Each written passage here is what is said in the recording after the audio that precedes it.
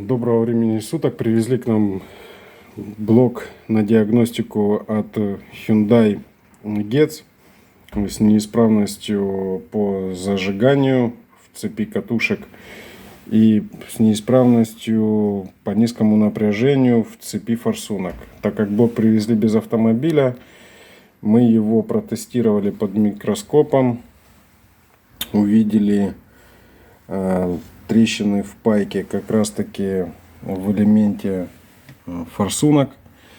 Ну, точно такая же картина и на катушках. Далее сейчас мы пропаяем блок, ну и поедем его устанавливать. А дальше будет видно. Может быть, будет продолжение, может быть и не будет.